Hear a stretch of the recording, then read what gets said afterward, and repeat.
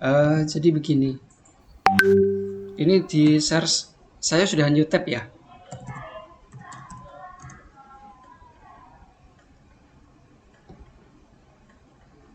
Halo, share screen saya sudah di new tab. Tampilan sekarang apa? Nah, sudah Pak. Di browser, Pak. Oke, baik. Ini kan Bapak Ibu kan sama teman-teman pasti kan larinya ke sini nih, ngambil dari prodi yang kemarin sudah diinfokan terkait dengan kebijakan dan sebagainya. Dan saya yakin semua itu udah termindset di pemikiran adalah judul, tempat, lahan gitu kan, kemudian latar belakang. Itu memang penting yang pertama, tapi setelah itu kan belum mengetahui next step gitu lah. Apakah sudah pada membaca terkait dengan ini buku kebijakan?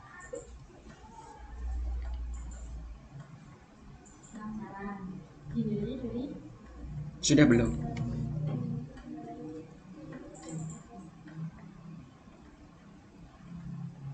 Baru sedikit-sedikit, Pak.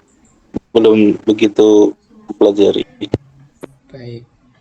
Karena kita jangan sampai ya ibarat kata Bapak Ibu teman-teman yang sudah bekerja ataupun yang sudah belum bekerja atau mungkin yang sudah profesional udah lama begitu kan. Setiap kali mengambil kebijakan kan tetap punya dasar. Jadi inilah dasarnya. Jangan sampai kita mau ke tujuan A malah tersasar sampai ke tujuan C, D, E. Nah, di sini sudah ada semua aturan di mana nanti Bapak Ibu teman-teman dalam melakukan bimbingan atau mungkin saat proses sempro atau saat proses sidang itu punya dasar. Dasarnya apa? Di sini kan ada nih yang pertama kita bicara mengenai rekognisi publikasi. Nah, rekognisi publikasi ini kan sudah kemarin sudah dijelaskan, saya yakin dari prodi sudah menyampaikan. Dan juga saya coba confirm dulu Bapak Ibu teman-teman, baik yang jalur sidang maupun jalur skripsi, untuk publikasinya harus publish atau enggak? Kalau yang non sidang, yang non skripsi, yang non publikasi, biar sama dulu persepsinya.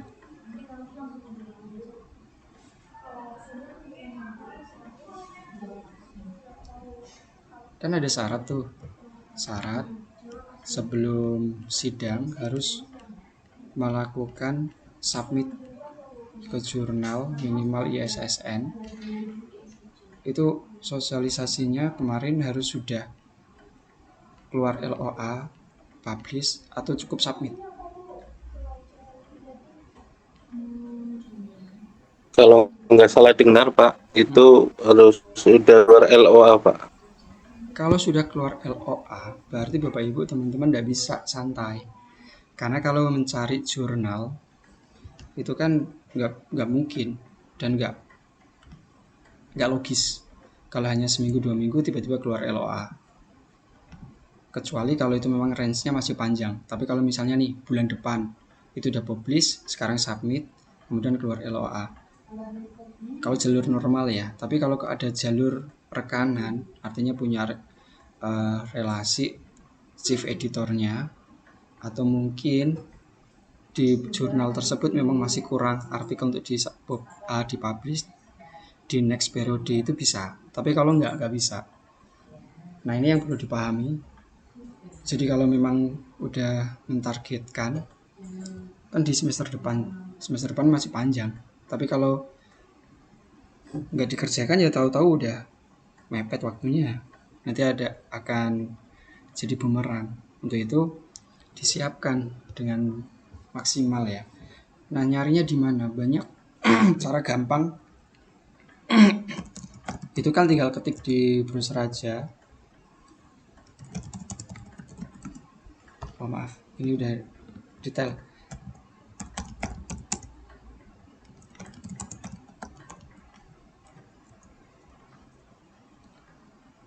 Di sini nanti bisa mencari. Ini kan ada jom.htp.ac.id. Ini ada dan seterusnya. Nah, disinilah untuk mencari kayak gitu. Artinya, contoh nih, ini non Sinta. Kalau ini kita lihat di sini,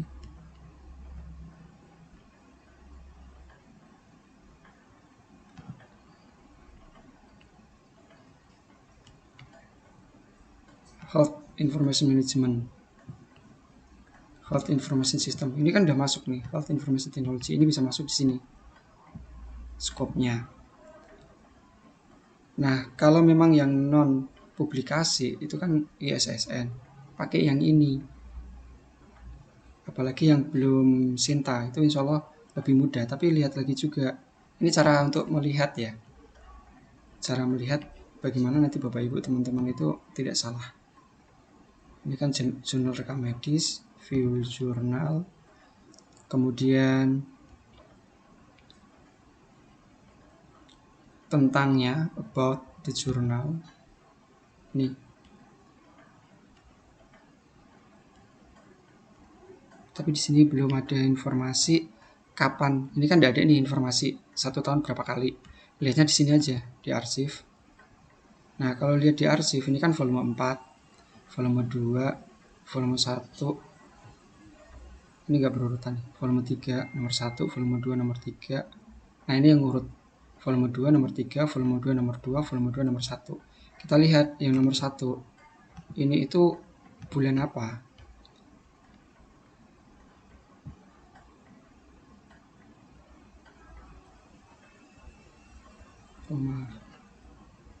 Kita lihat di sini volume 1.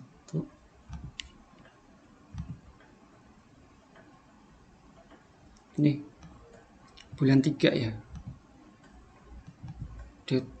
Kalau ini bulan 11. Kita lihat dulu yang volume 2. Bulan 11. Ini enggak urutan. Volume 3. Ini bulan 12. Nah, kalau ini kan enggak urut. Kalau yang punyanya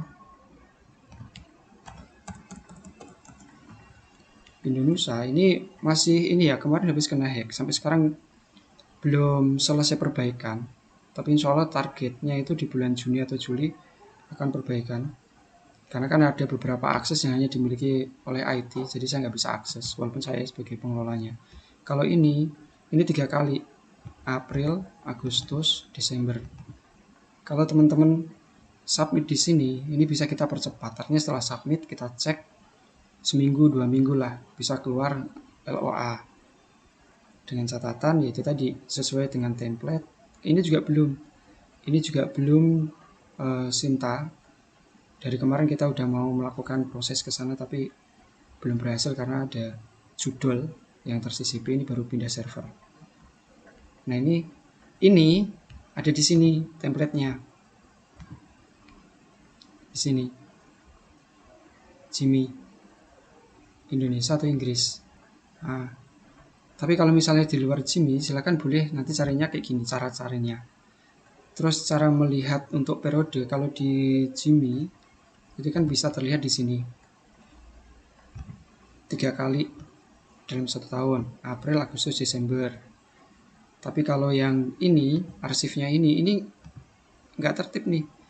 Volume 1 bulan 11, volume 2 bulan 11, volume 3 bulan 12. Nah, ini kan enggak terlihat atau tidak tertata. Kita lihat yang di sini. Inohim, ini punyanya Isa Unggul. Kalau Isa Unggul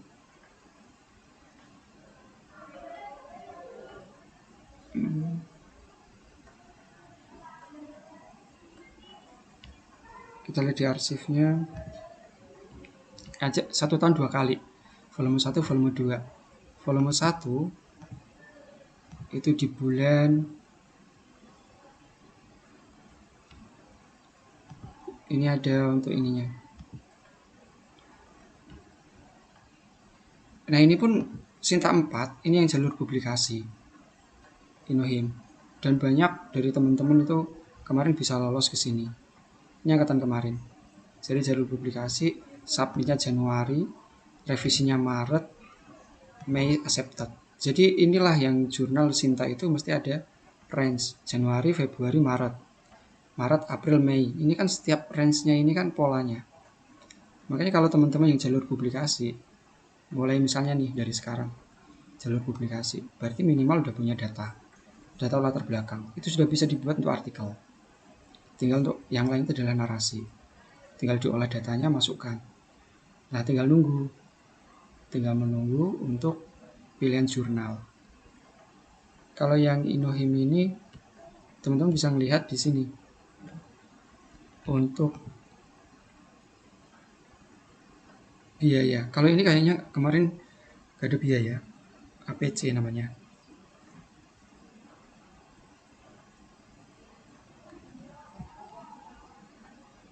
Oh, kalau ini gak ada biayanya. Kalau yang ini ada biayanya, ini punyanya UDP ya. Sinta 3.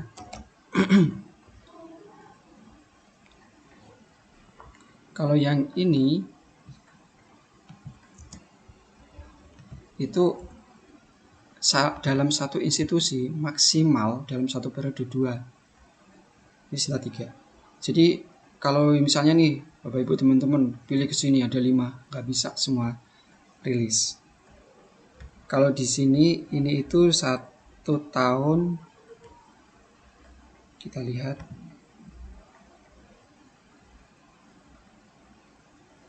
nih, publish Februari Agustus. Jadi 1 tahun 2 kali, Februari dan Agustus.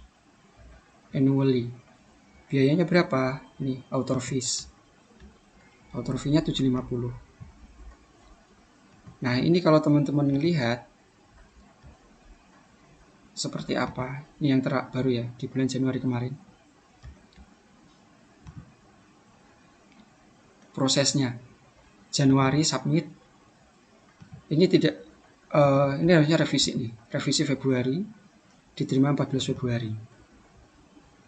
Jadi Januari, Februari ini bisa cepat. Nah, kalau yang posisi kayak gini bisa cepat, bisa jadi ini kekurangan artikel. Kemudian yang atau banyak artikel tapi tidak sesuai. Ini kebetulan ada Bu Host nih. Masuk ke sini. Ke Sambul. Nah, itu teman-teman untuk jalur publikasi dan non publikasi wajib harus publikasi jalur sidang maupun jalur publikasi ya. Harus melakukan pembuatan publikasinya minimal LOA. Nah, kalau LOA kan misalnya nih kayak yang ini UDP, ini kan dia di bulan Januari sama Agustus. Januari, Februari, Maret, April, Mei, itu kan masih 4 bulan toh. Mei, Juni, Juli, Agustus, baru Agustus publish lagi. Bisa jadi range bulan itu, misalnya nih Bapak Ibu, ternyata di bulan Agustus sudah penuh. Nanti akan muncul lagi di Januari. Nah, nanti bisa keluar LOA, Letter of Acceptance, yang nanti akan dipublishkan di Januari. Misalnya seperti itu. Itu untuk LOA. Jadi tidak harus bisa publish sekarang, tapi di sesuai periode. Nah, ada juga contoh ini Jeremy ya, punyanya Jeremy, ini punyanya Jember. Kalau Jeremy ini kadang udah kita lihat di sini.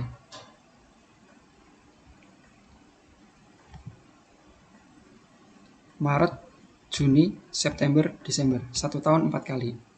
Nah, range inilah 3 months, years. Ini kan 4 nih. Misalnya nih, ini sekarang udah masuk April. Ini ideal nih, April.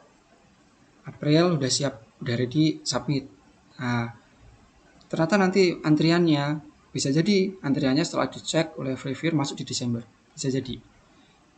Nah, Desember udah oke, keluar LOA untuk Maret misalnya.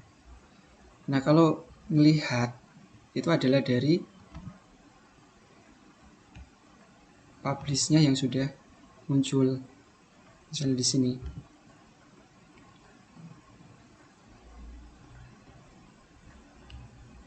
Kalau ini nggak ada ininya. Nah, ini submit 28 bulan 9, accepted ini kan dari 9, 10, 11, 12, 1, 4 bulan. Kemudian dalam saat itu proses revisi dan sebagainya 31 publish. Nah, ini contoh. Jadi jangan sampai udah merasa mohon maaf punya lahan, punya data, kemudian mengerjakan skripsi masih nanti. Padahal kan udah ada aturan, udah disampaikan juga oleh Prodi harus keluar LOA. Berarti Bapak Ibu teman-teman juga masih mengerjakan tuh untuk artikel publikasi, baik jalur sidang maupun non sidang atau jalur publikasi. Saya yakin kemarin sudah diinfokan banyak, ini hanya sekilas saja saya membahas sehingga nanti tidak ada kebingungan lagi. Jadi kita samakan persepsi di sini. Nah, baik jalur publikasi maupun jalur skripsi itu wajib membuat laporannya, baik proposal maupun laporan akhir. Jadi jangan sampai, kemarin juga saya yakin sudah disampaikan. Kalau di saya agak risih terkait dengan sistematika. Makanya nanti saya ada record, nanti akan saya share ke Bapak Ibu teman-teman bagaimana cara melakukan editing, bagaimana caranya untuk menyajikan laporan dengan baik dan benar kayak gitu. Sehingga nanti Bapak Ibu teman-teman itu tidak habis waktunya hanya untuk melakukan formatting. Nanti ada beberapa strategi bagaimana melakukan formatting yang baik dan tepat. Nah, ini nanti silakan bisa dibaca. Ingat sekali lagi, baik yang sudah bekerja ataupun belum bekerja, saya yakin Bapak Ibu teman-teman sudah punya pengalaman D3, KTI, semua punya pedoman. Jadi jangan lepas dari pedoman. Pedoman inilah sebagai bekal konsultasi proposal. Sudah ada informasi maksimal 2 bulan bimbingan dan dilanjutkan seminar proposal. Jadi saya berharap Bapak Ibu teman-teman kita start nih April Mei itu maksimal. Syukur-syukur kalau April sudah bisa nih selesai gitu kan, lanjut seminar secara berkala dengan pembimbing. Nah ini yang nanti akan kita sepakati timeline kita, karena kan walaupun masih di semester depan, kita nggak tahu hari ini longgar, besok itu sempit. Makanya kan kita bicara di Islam ada itu kan, ingatlah hidupmu sebelum matimu, senggangmu sebelum sempitmu, dan seterusnya. Makanya kita fokus ke senggangmu sebelum sempitmu. Nah Bapak Ibu kalau sudah ada waktu senggang, ayo kita nanti bisa langsung confirm. Nah ini yang akan kita sepakati. Setiap hari Sabtu kita akan proses bimbingan. Bisa kita buat 1 minggu 2 kali. Itu di hari Rabu dan Sabtu. Tapi kalau misalnya ada yang selain hari itu, nanti H-1 bisa confirm di grup. Sehingga nanti Bapak Ibu teman-teman yang lain kalau pas ada longgar bisa ikut nyimak. Jadi nggak ada rasa sungkan, nggak ada rasa malu, semua kita anggap sama untuk update knowledge saja. Kayak gitu ya, kita sepakati itu setiap Rabu dan Sabtu. Nah, Rabu jam berapa? Rabu jam 5. Rabu jam 5 sampai jam 6, 1 jam. Kita berkala saja. Kemudian kalau Sabtu dari jam 1 boleh sampai jam 5. Kayak gitu. Nah, kemarin sudah saya sampaikan untuk ini sengaja saya meminta semua itu wajib mengumpulkan collectingnya itu adalah di drive. Karena apa? Pengalaman dari yang sudah itu adalah mengerjakan di laptopnya H-1 kayak gitu, mau konsul dan sebagainya, laptopnya rusak, datanya kehapus dan sebagainya. Jadi nanti akan saya share ke grup, upload file skripsi dan hasil koreksi. Jadi semua biar tertata dengan baik. Silakan nanti semua submit atau upload apa yang sudah dimiliki untuk dikonsulkan di upload file skripsi. Nah di upload file skripsi ini nanti saya breakdown itu dengan proposal dan juga laporan skripsi.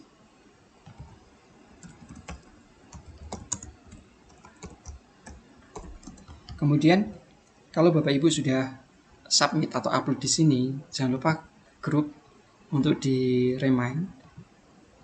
Kemudian akan saya periksa, kalau sudah akan saya kirim ke sini hasil koreksi.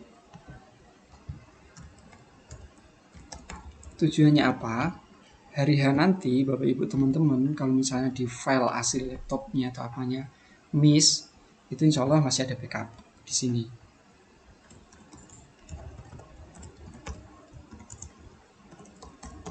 Dan insya Allah maksimal 3 hari lah setelah submit akan saya lakukan koreksi.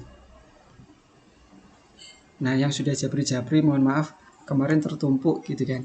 Nanti bisa melakukan proses untuk submit ke sini. Nanti akan saya share untuk linknya. Kemudian ingat maksimal adalah 3 hari. Karena beberapa kali saya juga kadang diminta untuk review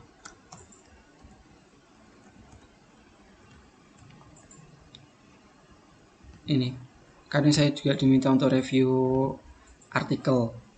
Jadi kan kalau antara review artikel dan juga reviewnya punya teman-teman kan biar saya balancing. Kalau artikel itu kan maksimal 1 minggu maksimal untuk menerima penugasan.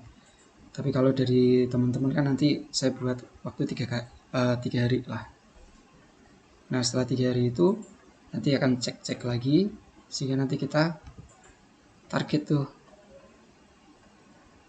buat timeline, balik lagi ke sini, proposal bisa tepat waktu. Nah, kalau yang jalur publikasi itu tetap membuat proposal ya. Tapi kalau memang sudah niat dipublikasi, paling tidak minimal punya data,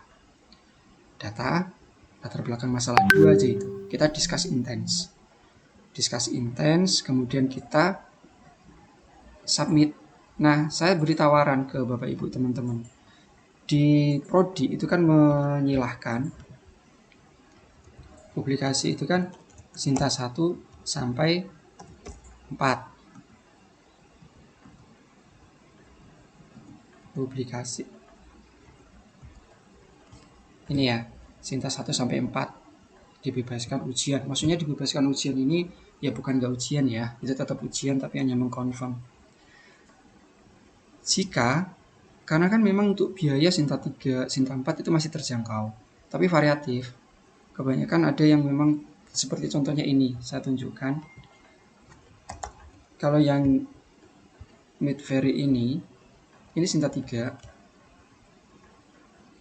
Sebentar. Jurnal.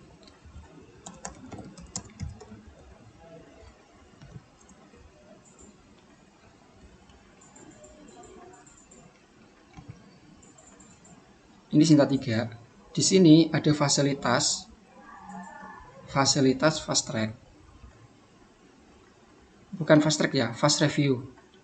Jadi kalau fast review ini sudah dilegalkan. Tapi biayanya sekian, fast review.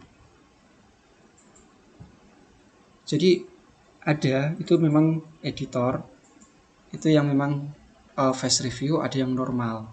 Karena kalau fast review ini bisa diasumsikan reviewnya banyak, reviewernya banyak, dan untuk proses ininya juga tinggi, kayak gitu. Nah, ini legal nggak legal karena sudah tervalidasi di Sinta 3. Nah, ngeceknya Bapak Ibu teman-teman ini ya, ini sampai 2027.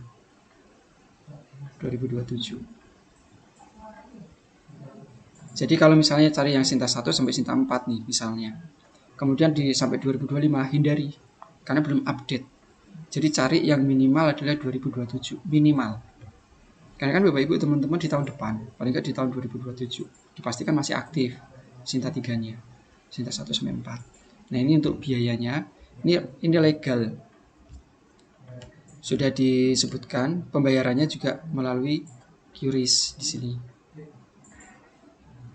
Nah, nanti untuk proses ini Bapak Ibu, misalnya nih ke sini karena ada fast review, saya kemarin beberapa mengantarkan ini saya rekomendasi dari teman-teman angkatan kemarin. Dapat ini, kemudian sudah menyesuaikan template dan sebagainya, alhamdulillah bisa banyak yang lolos, tapi harus tahu alurnya gimana. Nanti prosesnya untuk di sini adalah ini nih, dari referensinya dan seterusnya harus mengikuti aturan. Jadi judul secara singkat dan seterusnya, abstraknya 200 hingga 250 kata yang terdiri dari tujuan, metode, hasil kesimpulan, pendahuluannya, metodenya, secara logis, kemudian hasil pembahasannya, tulis dengan urutan logis dan seterusnya, kesimpulan, reference. Nah,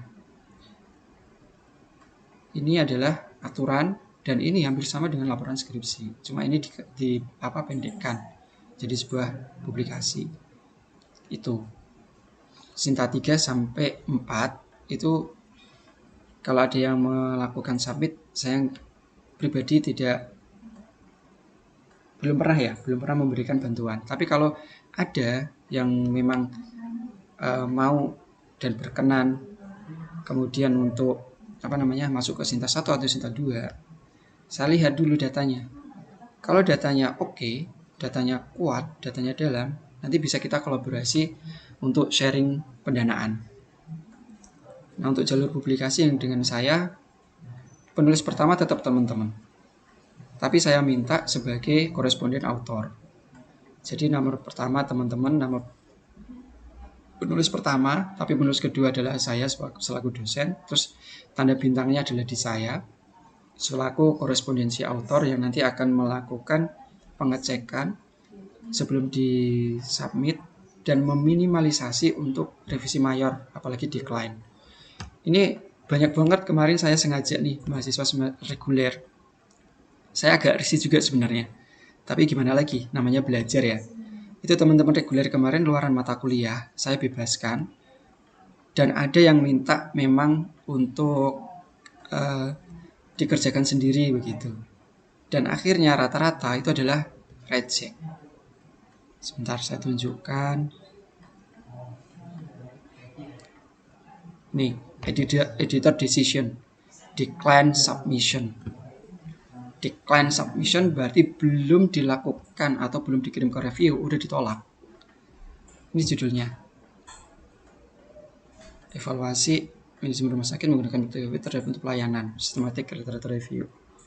Ya, karena memang teman-teman kemarin sudah saya arahkan untuk perbaiki dan sebagainya karena nggak sabar mau langsung submit. Ini jurnal ini non ISSN, non Sinta loh. Non Sinta tapi sudah decline. Karena apa? 1, template tidak sesuai. 2, isinya atau topiknya, skopnya tidak masuk dan seterusnya. Banyak faktor. Kalau di saya kemarin baru di sini update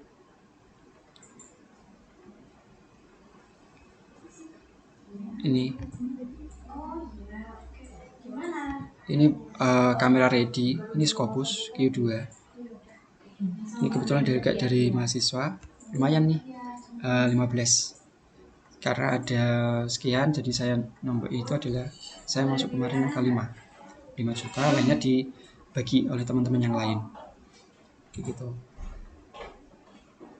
Tapi kalau yang misalnya teman-teman nanti cukup Sinta 3, Sinta 4, tapi kalau ada yang berkenan Sinta 2, Sinta 1, saya siap nanti kita sharing pendanaan berapa persen gitu.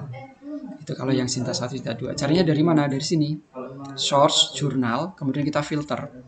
Sinta 1, Sinta 2, hold. Kemudian kita tambahkan engineering. Kan kadang ada yang itu ya, science, filter. Nah, Sinta 1, Sinta 2 itu rata-rata yang tinggi di atas. Itu posisinya sudah terindeks Scopus rata-rata, tapi ada juga yang belum ke indeks Scopus, tapi biayanya tidak tinggi. Nah, kalau ini kan biayanya Sinta 3 nih. Sinta 3 biayanya 1,5. Ini Resti jurnal. Saya juga reviewer di sini. Saya beberapa kali diminta untuk Resti artikel review submit. Jadi kalau dari sisi saya sebagai seorang reviewer seperti ini tampilannya. Ini sudah Scopus. Sinta 2 Scopus. Biayanya ini hampir sama dengan biaya Sinta 3. Ini author fee 1,5. Oh, ini udah naik 5 juta ini. Udah naik. Sinta 2 5, Sinta 1 7,5, ada yang 10 kayak gitu. Itu kalau Sinta 1, Sinta 2. Tapi kalau teman-teman nanti cukuplah di Sinta 3, 4. Kalau Sinta 4 banyak tuh yang kita lihat di sini ya. Filternya kita ganti 1, 2-nya ganti Sinta 4. Kita spesifik lagi, engineer-nya kita hapus.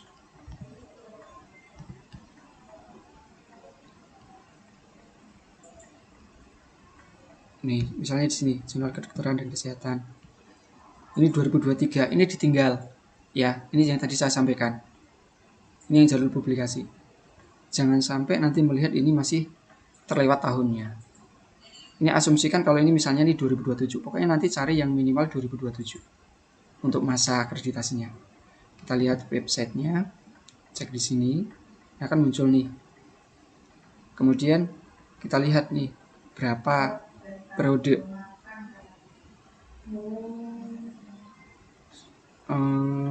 International Journal Proceeding Conference, Government. Misalnya di sini primary education. Nah, ini sampel aja dulu.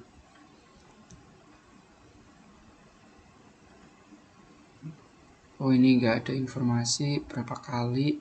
Kalau mau cepat berarti tinggal lihat di arsip. Oh, not any issues. Berarti ini udah nggak kepake. Berarti skip. Kayak gitu kalau mau mencari. Sebentar, kita cari lagi yang lain. Cek contoh-contoh. Midveria, Muhammadiyah Sidoarjo, Sinta 4. Ini kalau mau cari jurnal, terutama yang jalur publikasi maupun yang non publikasi, itu tetap harus lihat scope ya. Jangan sampai salah scope. Ini kita langsung ke website. Nggak bisa dia. Ini udah nggak aktif. Akreditasinya juga nggak muncul. Nah,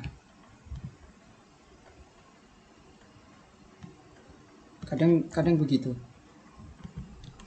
Kita lihat di sini, Gelar Kebidanan, Komsida, Adaptasi.id, Focus and Scope. Nih, Midvery, Maternal, Infant, Woman, kemudian. Nah, ini nggak ada public health, nggak ada information. Ini berarti skip. Berarti teman-teman cari yang lain. Karena ini kan nggak ada kaitannya dengan rekam medis dan juga public health-nya. Kenapa public health bisa masuk? Karena kan ada di manajemen mutu gitu kan. Itu kan juga masih public health. Nah, ini Sinta 4, kemudian lihat di sini artikel processing charge itu 600. Itu yang Sinta 4. Sinta 3 ada yang 750, ada yang 1 juta, ada 1,5. Jadi kalau misalnya ada yang berkenan untuk jalur publikasi berarti harus ekstra dana. Karena nggak ada yang free. Kalau yang free itu ada justru di Sinta 1, Sinta 2. Tapi minimal 1 tahun menunggu. 1 tahun menunggu, kadang 6 bulan baru diproses. 6 bulan, bisa jadi malah langsung di reject. Kayak yang tadi saya sampaikan, decline.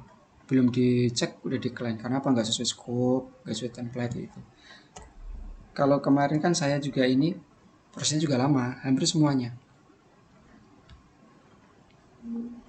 Oke, saya nggak perlu tunjukkan lagi, jadi itu untuk rekognisi publikasi, baik yang publikasi maupun yang sidang wajib tetap publikasi. Makanya teman-teman harus menyiapkan tuh. Saat selesai sempro yang jalur sidang ya, jalur skripsi ya. Selesai sempro kan punya data tuh, langsung gas data. Sambil prepare untuk laporannya sesuai dengan laporan di pedoman, juga menyiapkan laporan untuk di format artikel. Nah, kalau di sini laporan dan artikel wajib melalui scan dan kemiripan 30%. Kalau di saya berharap di bawah 20%. Jadi saya perketat lagi. Bukan 30 tapi 20. Nanti tetap akan saya dampingi, akan saya backup. Sehingga sebelum di submit atau scan plagiarisme tetap akan saya cek. Terutama di terkait dengan parafrase. biar nanti Bapak Ibu teman-teman itu tidak terlalu tinggi. Apalagi kalau di atas 30 udah wassalam tuh. Gitu. Nah, ini wajib diketahui dan dipahami yang bagian ini. Jika ada nanti yang tidak sepakat atau tidak sepemahaman dengan saya, karena mungkin Bapak Ibu teman-teman yang sekilas merasakan kok ternyata nggak sesuai ekspektasi, silahkan melakukan pergantian dosen pembimbing. Ini sudah ditentukan di buku pedoman. Yang pertama, tidak tercapai kesepakatan. Biasanya saya juga kalau ngasih timeline molor, kadang juga saya mengajukan. Gimana kalau ganti dosen aja? Karena kan ini, mohon maaf, Bapak Ibu teman-teman beberapa memilih, beberapa di plottingkan. Kalau yang memilih, saya berharap kita komit. Kalau yang di plottingkan, ya nanti harus mengikuti apa yang saya, ya kita samakan persepsi lah. Harus ada kesepakatan nih. Target misal ini bulan April, Mei, Juni semua harus sudah simpro. Tapi hindari kata tapi. Jadilah gelas kosong. Yakin selama nanti ada kendala kita discuss. Nah, discussnya kalau mentok nggak bisa via WA, kita jimit seperti sekarang. Kalau nggak bisa jimit, kesempatan mau hadir secara langsung, ya silahkan kita bisa ngobrol kayak gitu.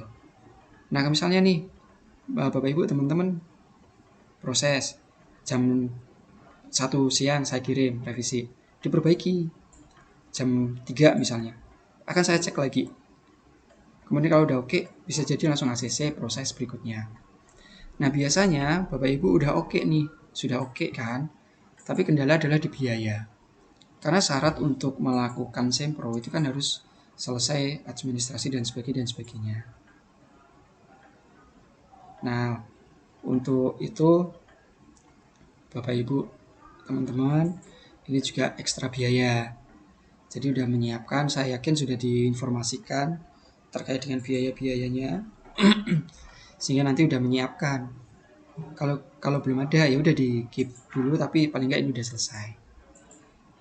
Terus poin 2, akan mengevaluasi alasan pergantian. Ini bisa jadi Bapak Ibu merasa, Bapak Ibu teman-teman nih, saya itu lambat, saya nggak fast respon, sekali konsul banyak banget revisi, nggak diajarkan, nggak diarahkan dan sebagainya. Boleh, nanti pun saya tetap akan mengikuti kayak gitu. Ini kan ada alasan pergantian, bisa jadi alasan di saya, alasan di teman-teman. Ya nanti kita sepakati. Terus perlu dipahami poin 3, jika terjadi pergantian pembimbing, 5 tugas akhir dapat dievaluasi ulang. Kalau di saya, misal Bapak Ibu sudah dapat separuh atau sudah dapat 70%, 80%, dilanjutkan dengan pembimbing yang baru. Apa yang sudah kita lakukan proses bimbingan, saya silahkan dilanjutkan, nggak masalah. Kalau memang itu bisa dipakai. Tapi kalau tiba-tiba nggak sesuai dengan pembimbing yang baru, berarti harus mengikuti, kan gitu. Jadi itu adalah etikanya. Terus, tidak mematuhi jadwal bimbingan yang disepakati, berhak melakukan evaluasi dan menentukan langkah selanjutnya. Karena dari Prodi kemarin sempat saya sampaikan, Prodi itu juga memantau. Jadi bukan berarti saya pribadi yang dipilih atau yang dipilihkan begitu, itu harus membuat timeline, kemudian tidak dipatuhi. Karena kita juga ada tuntutan dari Prodi. Jadi kita win-win. Itu terkait dengan pergantian dosen pembimbing, saya silahkan. Jadi ini perdana di kita. Harapannya kita ya bareng-bareng lah. Nah, tahapan ini saya yakin sudah dilakukan dan seterusnya. Waktu pengerjaan selama 1 semester, terhitung mahasiswa mengambil mata kuliah tugas akhir. Karena ini spesial nih, Bapak Ibu teman-teman RPL. Jangan disia-siakan kesempatan yang sudah diberikan oleh Prodi. Nanti kalau Bapak Ibu teman-teman mengikuti waktunya saat di semester berjalan, ya saya khawatir nanti kesibukannya. Makanya Prodi udah memberi kelonggaran, dan ini tidak semua kampus ya melakukan hal yang sama. Makanya dari Prodi udah memberi kesempatan, ikuti. Kemudian jika dalam 1 semester tidak selesai, saya yakin kemarin sudah disampaikan ada aturan-aturannya, saya skip. Kemudian ini pengerjaan 2 bulan, 1-4 bimbingan, laporan maksimal 4 bulan, 1-6, sehingga angka 6 bulan. Tapi saya berharap di sini nggak sampai, syukur-syukur bisa kurang. Konsultasi ini maksimal 2 bulan. Nanti kita, ya tadi saya sampaikan 1 minggu kita 2 kali. hari Rabu dan Sabtu, 2 kali hari Rabu dan Sabtu. Kemudian untuk tambahan silahkan disampaikan di grup H-1 hari. Kita menyamakan untuk schedule. Seminar proposal, ini dokumen persyaratannya. Cek lagi formulir pendaftaran seminar proposal, buku konsultasi. Poin 3 ini, saya berharap tidak ada yang miss, terutama di bimbingan saya. Cek, sudah dapat belum minimal 5 kali. Kalau belum dapat, nanti kalau ada dari yang lain, ikut kayak gitu. Terus seminarnya ini karena posisi online, wajib kalau dia mau offline disilahkan ya. Jadi tidak ada larangan untuk teman-teman yang RPL harus online semua. Kemarin banyak kok yang minta offline, disilahkan. Kalau yang online berarti harus memastikan ke koneksi, kemudian uniform. Karena kami pernah tuh kepala rekam medis, sempro, kemudian disambi pekerjaan tidak menggunakan aturan. Ya udah kita reschedule 1 minggu berikutnya untuk benar-benar menata ulang. Jadi walaupun online harus sesuai dengan atribut yang ditentukan. Ini ya presentasi 15-20 menit dan seterusnya. Yang ikut sempro juga saya yakin teman-teman sudah ini. Nah, konsultasi, laporan dan berkas lainnya sudah ada nanti di situ. Pendaftaran ujian, laporan dan seterusnya nanti bisa dibaca. Ujian, tugas akhir bisa dibaca. Revisi-revisi, ini yang sering miss. Setiap kali selesai sempro, maksimal 1 minggu, biasanya penguji itu menyampaikan. Begitu juga dengan sidang. Jangan ditunda. Sekali lagi, kalau ada kendala, komunikasikan. Biar ada solusi. Pengumpulan dokumen dan seterusnya bisa dicek. Nah ini peraturan ujian, penguji 1, penguji 2 dan seterusnya nanti bisa dibaca. Tahapan ujian nanti bisa dibaca. Penilaian, substansi, presentasi, tanya jawab, laporan. Oke, kemudian bobot nilai dan seterusnya. Ini yang paling penting Bapak Ibu teman-teman.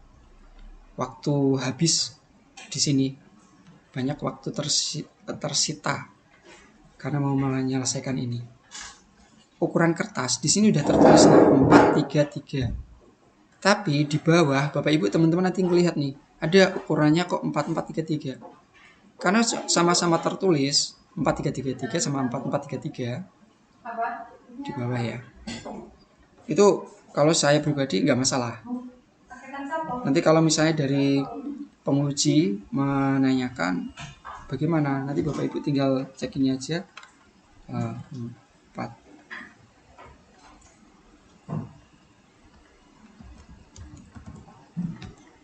marginnya, margin ini kan di halaman di pedoman ada petunjuk penulisan nomor 2 4333 ukuran kertas marginnya ini.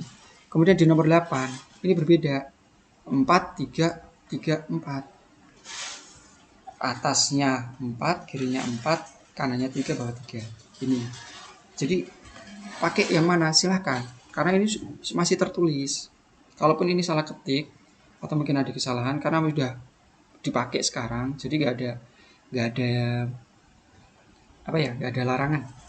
Kecuali kalau ini sudah dihapus di pedoman yang di tahun berikutnya, berarti nggak boleh, itu harus 1. Nah karena dua-duanya masih tertulis, disilahkan mau pakai yang marginnya 4333 atau yang 4343, itu tidak ada salah. Oke. Kemudian perlu diperhatikan juga spacing. Kalau dulu itu memang spacingnya double, tapi kalau yang di sini 1,5, fontnya 12 pt. Ini sepele, kadang diabaikan. Alenia dan seterusnya bisa dibaca. Insya Allah nanti di cara pengetikan saya buat videonya, bisa teman-teman simak. Penggunaan uppercase dan seterusnya. Nah ini silakan dibaca, dipahami, karena mohon maaf kalau yang proses bimbingan di pedoman 1, 2 nggak apa-apa, belum format, tapi kalau udah masuk bimbingan 3, saya wajibkan ya, kita sepakati. Setelah masuk bimbingan 3 harus sudah sesuai template. Bimbingan 1, bimbingan 2 masih apa adanya nggak masalah. Bimbingan 3, karena bimbingan 1 nanti sambil saya ajarkan bagaimana formattingnya kayak gitu. Kemudian kalau udah masuk bimbingan 3, Bapak Ibu teman-teman sudah paham betul. Oke, ini untuk aturannya. Bisa dibaca dan seterusnya. Oke. Sampai sini terkait dengan kebijakan, ada yang mau ditanyakan? Sudah jelas ya. Di sini udah ada template-nya, nanti tinggal mengikuti aturan. Ini untuk template jurnal di Jimmy. Ini untuk template biodata wajib. Biodata di proposal sudah ada. Jadi harus sudah dibuat. Oke. Bapak Ibu, teman-teman, ada yang mau ditanyakan lagi tak? Sudah cukup? Masih ada aja yang belum masih ya? Halo, suara saya masih terdengar? Iya, Pak. Oke, Pak. Oke. Kalau sudah jelas, sudah cukup, kita lanjut berikutnya.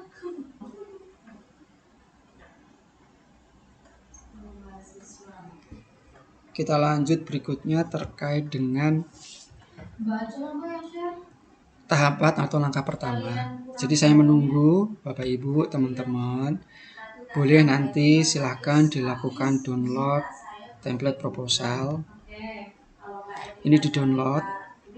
Judul, silahkan tuliskan judul, rencana judulnya sekarang. Rencana judulnya. Gitu, nama dilengkapi. Tahunnya kasih 2026. Kemudian ini dilengkapi, disiapkan materai, nama lengkap di situ. Kemudian ini bisa dikosongi, ini dikosongi, judul disesuaikan. Nama, ini formatnya salah ya. Kalau yang mahasiswa RPL, pembimbingnya cuma 1, ini nanti dihapus, pembimbing 2-nya dihapus. Tinggal pembimbing 1 tok di sini. Nama NJN. Kemudian ini diisi dilengkapi. Kata pengantar, kalau sudah bisa membuat silakan dibuat, kalau belum bisa membuat bisa di skip dulu. Next pertemuan akan saya sampaikan bagaimana cara membuat kata pengantar dan urutan-urutannya. Tapi harus ada produk dulu ya dari teman-teman. Sekalian praktek gitu. Persembahan dan seterusnya. Ini harus sama plug, jangan dikurangi, jangan dilebihkan. Oke. Kemudian daftar tabel, daftar gambar, daftar lampiran, biodata penulis wajib, nanti ngambil di template. Nah, pertama kali silahkan tulis di bagian ini dulu aja, latar belakang dan judul. Untuk lainnya biarkan kosong dulu. Tapi kalau misalnya sudah excited, kemarin mata kuliah Mitopen sudah semua, silahkan, lebih bagus. Tapi kalau mau bertahap, silahkan pertama kali di latar belakang. Menggunakan teknik metode deduktif. Jadi ada jalan ceritanya begitu. Bagaimana seperti apa kalau bingung?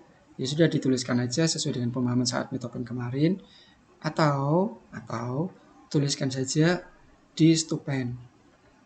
Di salah satu paragraf di sini, misalnya di sini ya. Studi pendahuluan yang dilakukan di lokasinya mana, ada masalah apa, dampaknya apa, solusinya mau diberikan apa, kayak gitu. Buat narasi sesuai bahasanya teman-teman. Nanti kalau sudah sesuai dengan bahasanya teman-teman, baru nanti akan sama-sama akan saya dampingi bagaimana melakukan bahasa ke yang lain. Nah, bagi yang jalur publikasi, ini tetap dikerjakan plus tambah data. Saya yakin Bapak Ibu yang sudah bekerja ini punya data. Datanya dilengkapi, nanti kalau kurang akan saya tambahkan. Kemudian tujuannya mau menyelesaikan apa. Kemudian kalau bingung mau jalur art journal yang mana, nanti akan saya berikan rekomendasi. Kalau yang publikasi baru terus siap ekstra dana. Yang mau dan berkenan di Sinta 1, Sinta 2, kita nanti bisa sharing pendanaan. Saya siap untuk sharing dana.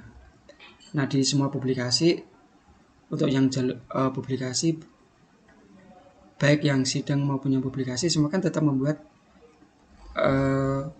artikel. Nama pertama adalah teman-teman, nama kedua adalah dosen, dan khusus di saya nama kedua harus tanda bintang, artinya korespondensi autor. Karena nanti teman-teman setelah membuat pasti akan saya cek. Karena itu adalah fungsi dari koresponden autor, melakukan verifikasi, pengecekan. Dan ini hampir sama dengan tugasnya seorang reviewer. Nanti kalau sebelum disubmit akan saya verifikasi dulu ke teman-teman. Ini datanya dapat dari mana, prosesnya bagaimana, cara hitungannya seperti apa. Nanti kalau teman-teman bisa menjawab, itu nanti bisa langsung proses untuk submit. Itu untuk jalur publikasi. Karena kalau yang jalur publikasi sidangnya seperti itu. Bagaimana cara untuk submitnya, terus berapa lama, revisinya apa, dan seterusnya. Ada jalan cerita. Tapi yang jalur sidang, tetap publikasi, saya tidak akan bertanya bagaimana prosesnya. Tapi yang saya tanyakan adalah datanya. Kalau kurang akan saya minta tambahkan. Sampai sini, ada yang mau ditanyakan?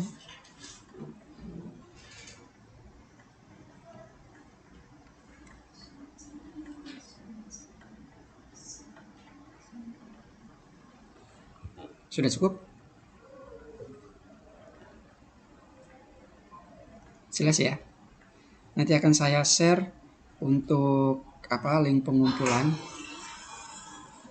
di sini. Di sini, ini nanti akan saya share. Nanti Bapak Ibu fokusnya adalah ke upload file skripsi, proposal dulu. Jadi semua nanti teman-teman bisa melihat saya open ya, open. Nanti bisa jadi sebagai backup data juga. Jadi teman-teman punya file datanya di laptopnya masing-masing, juga punya file di sini. Jadi nggak ada alasan, mohon maaf, pas hari H kok tiba-tiba nggak ada. Nah, saya tambahkan juga di sini yang berkenan di dalam folder file skripsi ini adalah Word. Jadi yang dikirim Word-nya ya, jangan PDF. Di sini PPT. Nah, nanti kalau misalnya yang Word gitu kan belum bisa membuat PPT, saya bantu koreksi PowerPoint-nya. Dan di saya biasakan saya itu sebelum sempro atau sebelum sidang ada istilahnya adalah mini sempro dan mini sidang. Di mana mini sempro dan mini sidang itu adalah untuk menyiapkan Bapak Ibu teman-teman sehingga benar-benar matang. Apa yang memang saya sebagai penguji dan sebagai pembimbing, apa yang pernah saya tanyakan, itu akan saya tanyakan di mini sempro atau mini sidang. Tapi tidak jaminan apakah itu nanti akan keluar di pertanyaan atau tidak. Ya itu kan kembali lagi ke karakter masing-masing penguji. Tapi itu yang biasa saya tanyakan, akan saya tanyakan di nanti mini sempro atau mini sidang. Dan ini karakter masing-masing dosen ya, tidak semua dosen seperti itu. Jadi kalau saya beri kesempatan itu. Oke, begitu. Bapak Ibu, teman-teman. Kalau sudah cukup kita akhiri atau saya open untuk sesi tanya jawab, silakan yang mau bertanya.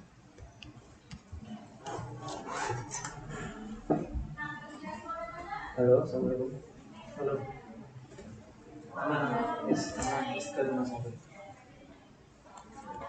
Panik ya.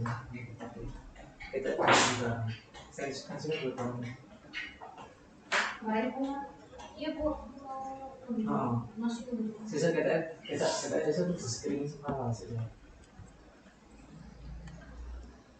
Ya maksudnya kesehatan mahasiswa itu kan mungkin dulu riwayat riwayat asma itu kan itu ngerti jadi. Oke, baik. Terima kasih kalau sudah cukup jelas semua. Saya akhiri untuk pertemuan hari ini. Mohon nanti yang sudah siap datanya, biarkan apa adanya. Kalau nanti belum sesuai dengan format ini tidak masalah. Nanti jangan lupa Word kayak gitu. Nanti kita akan perbaiki. Nanti saya akan lihat substansinya dulu. Begitu ya, Bapak Ibu teman-teman. Mungkin itu yang bisa saya sampaikan. Saya cukupkan sekian. Mohon maaf jika selama proses penyampaian ada beberapa hal yang kurang